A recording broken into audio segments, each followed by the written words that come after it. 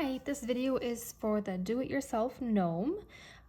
You may have purchased a kit off of my Etsy website. You were able to choose if you wanted a Halloween one, a classic gnome, or a Christmas gnome. And each choice you could choose either a ornament with a string or a wood base to glue them on. So in this video, I will go over how to make the gnome itself, and then just kind of give you some tips and tricks along the way if you're new to polymer clay. So in the kit, you will have received instructions. Either you'll have written instructions and a video instruction. You will receive all the clay you need for the body, the hat, the beard, an embellishment, and either the clay for the nose, and then a wood base if you had chosen that, or the ornament string. So please make sure you have all of those in your kit. I'm gonna set these to the side for now. So first thing just to say is that if anyone is under the age of 4 who's gonna put any clay in their mouth, polymer clay is not safe to consume, so be aware of that. And also supervision is required for any children or young adults, as you do need an oven to bake the gnomes, and so they can be hot, so just be aware of that. So first thing I always like to say, ceramic is best to bake any kind of polymer clay on. My ceramic dish has obviously been used quite a while, but you can really use anything to bake polymer clay on in the oven. Just make sure that it's not something you share with food, because polymer clay is not food safe. It is up to you if you want to wear gloves while using polymer clay. I do not, as most polymer clay companies, especially like Fimo and Sculpey Primo, were required to take out any phthalates as of 2009. So I do feel comfortable using just my bare hands, but it's totally up to you what you want to do. And then on the bottom of the ceramic dish, I always put a piece of just like white printer paper. You're not going to be baking this at a high enough temperature for this to start on fire, so do not worry about that. But this just prevents any shininess happening on the part of the clay that touches the bottom. And then something to say too, most polymer clay really should not bake over 265, as it can burn. You may notice some fumes when you're baking your clay. However, those aren't toxic at all unless you were to burn the clay itself. So just be aware, do not bake over 265. And then when you are taking your clay out of the oven, it will be hot and also more breakable until it cools off completely. So use oven mitts. When you're taking it out, let the piece that you're working on cool completely before touching it. So when you did receive your clay pieces, they're all wrapped in individual, and that is not, this is just because I don't want the different colors touching one another and taking on the color. It will not dry out until it is baked completely. So you literally could set this out in the air and it will not dry out until you were to bake it. So do not worry about that. Another tip I always have is really try to wash your hands between using different colors, especially red. The white will take on the red hue very easily. And always condition your clay before you're molding. What this means is that you are going to massage the clay between your hands, warm it up, make it nice and even, make it malleable. Otherwise, it's very easy to crack when baking. You'll especially notice that with things like translucent clay, like the beige clay that we'll be using today. You can bake polymer clay more than one time. I do that a lot, especially when I'm doing a base of a gnome. I'll bake this with the beard and then come back and put the hat on it second, and then bake that a second time. That way I don't squish the body when I'm putting the hat on. So let's start here. So today you will have received different colors, but I'm going to be making an example of the Christmas gnome. So in the kit for the Christmas gnome, you're going to receive green as the body base, red will be for the hat, white for the beard, beige for the nose. So you will have received the appropriate colors for whatever variation that you chose. So I'm going to open up my green clay. So here's where we need to make sure that we are molding the clay and making it and conditioning it. So what's easiest for me is just to roll it into a ball, and I usually put a lot of pressure. It does take a little while to make it nice and conditioned. So to make the ball is going to be the body of the gnome. I'm just gonna roll it between my my hands and palms, excuse me.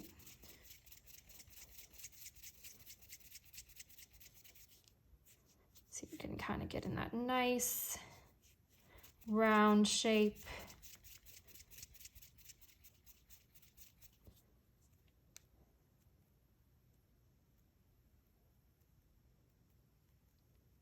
So there is my body, a nice round sphere.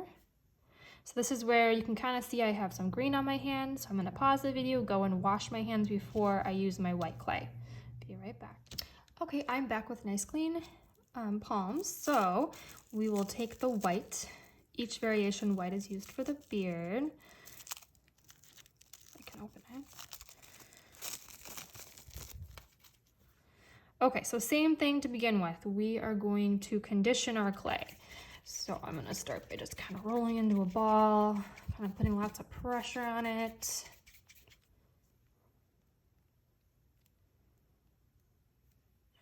I kind of get some working space here, because everything's set to the side.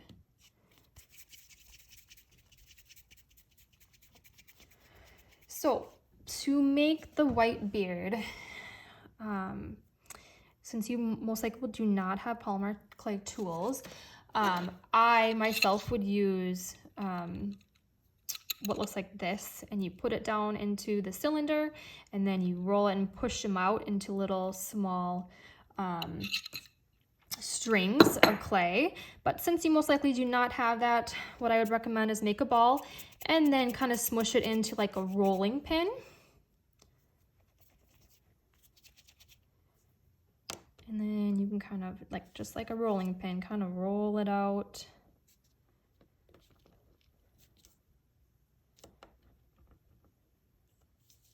You'll notice a little crack right there. That's just because I haven't conditioned it enough.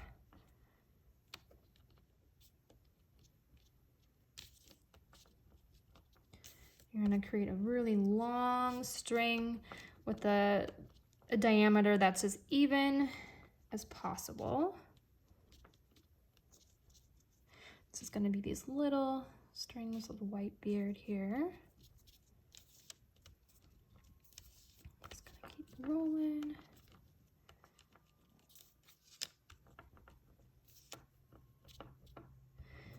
So you can choose to have your strings a little bit thicker, a little bit thinner. I like to have mine on the thinner side. It's just how I like my gnomes to look.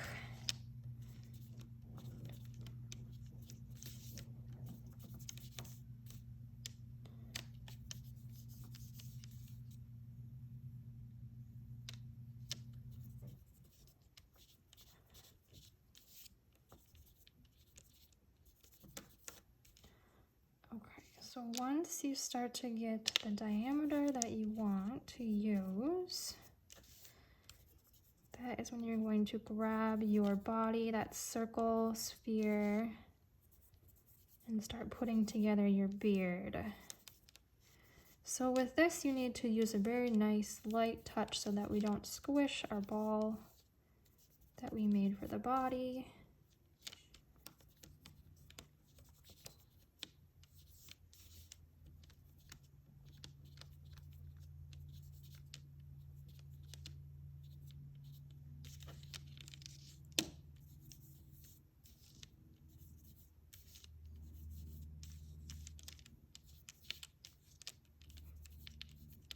Okay, so I'm going to take my ball here, and I'm just going to start at the bottom, and I'm going to start with the middle of the beard, so like the point here.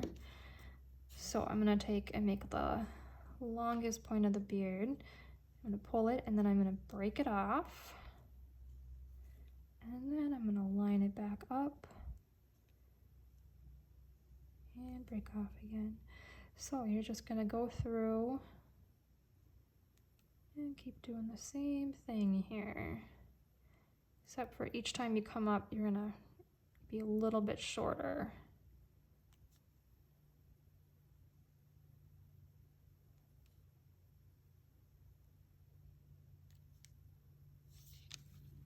You find you have to go back and change the diameter.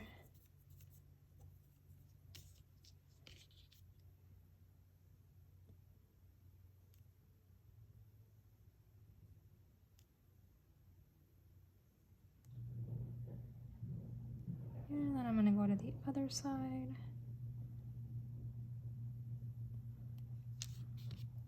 I'm gonna roll this a little bit thinner.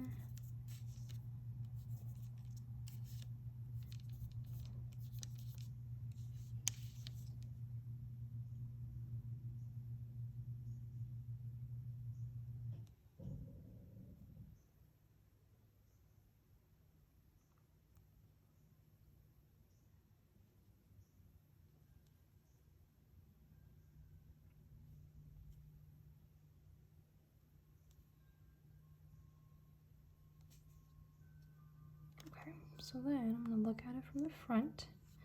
If it's how I like, then we will stop there.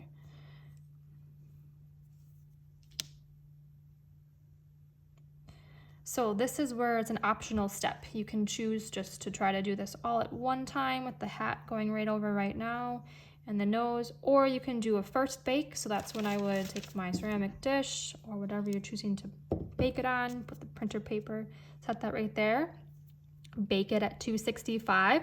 I would say I would do at least 30 minutes for this. Since it's gonna get baked again, we'll make sure that it's baked all the way through that second time. So I'm gonna do that. I'm gonna bake this for the first time, and then we'll be back. Okay, we're back. So this has been baked. Made sure to let it cool before I grab it off the tray. So now this is nice and solid, so we can put a hat on it without squishing it. So next I'm gonna do the nose. So that's the beige for every variation.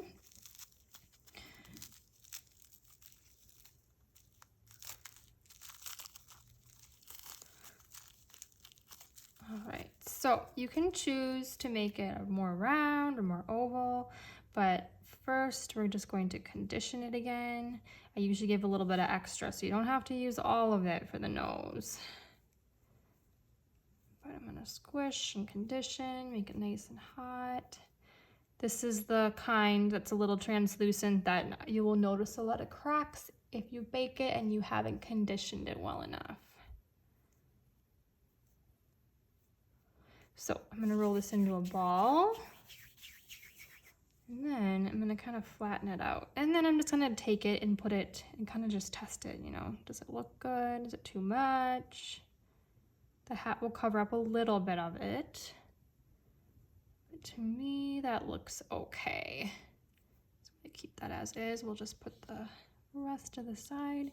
So now, you typically, once you use the beige, you don't need to wash your hands before you're going to the red, but so I will show you kind of how to make a hat that just kind of has a curve here, or one that has a little curve here, and then how to make it if you want an ornament. So if you want an ornament, you have to make it pretty long and pull it around and flatten it to the side.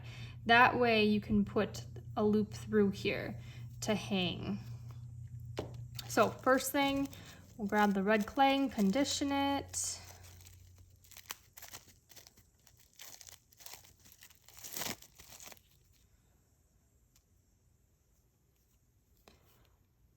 Red tends to take a little bit more to condition. So I'm gonna pause the video, condition this, and then I'll be right back. Okay, so I've conditioned the clay and I've rolled it into a nice spherical ball again. So for this step, for the hat, how to shape it, and what I do is when I take the ball, I tend to roll it kind of to a point, almost like you're rolling out to like a triangle. A nice point there. And then the bottom part without the point, I will take and kind of flatten it against the surface. So you'll see kind of how like a cone almost. Then I'll take my thumb, put it right on the flat side, my index finger, and put it to the side, and I'm just gonna pinch. And I'm gonna turn it as I'm pinching. This is gonna be kind of the flare for the hat at the bottom. All the way around the side, kind of pinching. Kind of make my index finger a little bit longer to kind of pinch towards the top. You'll see I have like a nice indent here where it will hit the body. Now, if you're going to do one that's just sitting on a wood base, see, I'm gonna kind of curve this out for the nose.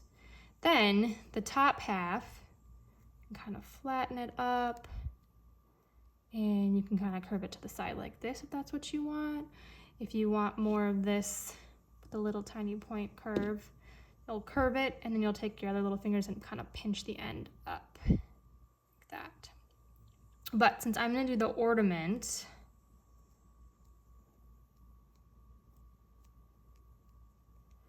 I have to make this top part pretty long. So I'm just gonna kind of pinch it up more to a point again.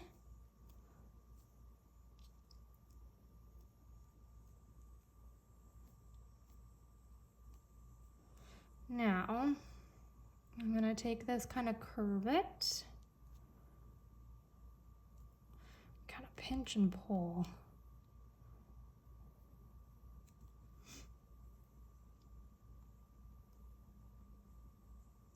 And then I'm gonna take the end and curve it down to the side here, like this.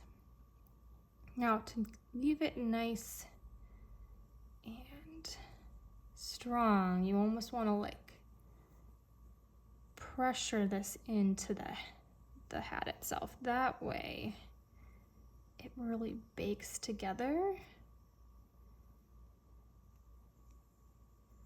Okay, so now the next part is going to be shaping the hat to the body. So I'm going to grab my body, and I'm going to put this little kind of flare part, or I made that little indent for the nose, right over the nose here. And then I'm just going to slightly put some pressure right along the sides, kind of shape that into the body. Now you can choose to kind of smooth the hat out. It's normal to get fingerprint marks with polymer clay. It's kind of what makes it unique. I try to get a little bit of them out.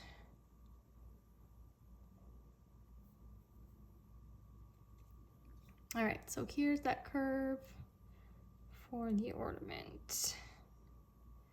So if you have decided you like how yours looks, then it's time for that second bake.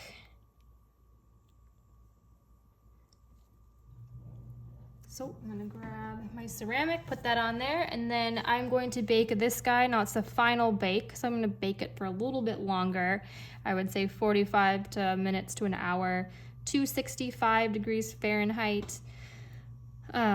Make sure when you take it out, let it cool again completely before you touch it. And then, so I'll pause the video and be back after that. Okay, so we're back. Baked the guy. So I'm gonna show you how to do the ornament first. So as far as putting the embellishments on the hat, you can stick them on prior to doing the final bake. And there'll be some adhesion from clay to clay, but it's probably best just to glue it on after it's baked. So for myself, I use super glue gel, because polymer clay is a type of plastic, so it has a little bit of give to it.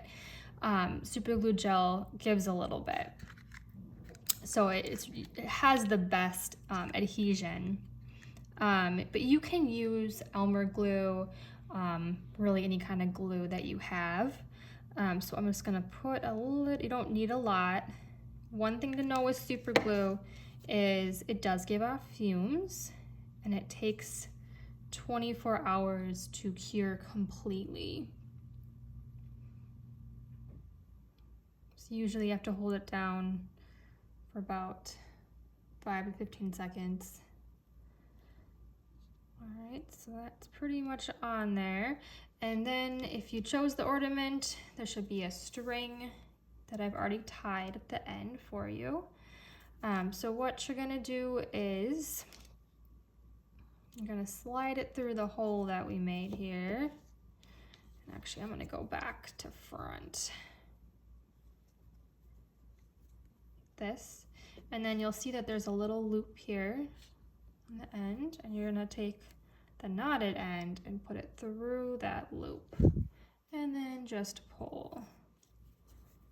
And then you have a nice little ornament hanger here. And that's that for the ornament. Now, if you're going to glue to a wood base, there'll be a wood base there for you. Once again, super glue is probably gonna be your best bet. You can use Elmer glue. You're gonna have to hold it there though for a while because Elmer glue takes a little bit to set up. I won't do it with this one, but you're just gonna put a little bit on the very bottom here, stick your base right on, super simple. All right, so if you have any questions, concerns, on my written instructions, I have where you can contact me at the end of this video. Otherwise, if you're just referencing my video on YouTube, you can look at the links that I have attached to the video. One thing also, just before I go, these, you can put polymer clay outside. If they're in direct sun, there can be color change over time, but they're best to be an inside decoration. But there you have it. We have ornament, Christmas one, just there, a nice classic version and a Halloween version. You can also check out my shop. I have a mushroom gnome as well that I have done in the past. That's kind of fun as well. All right, thank you.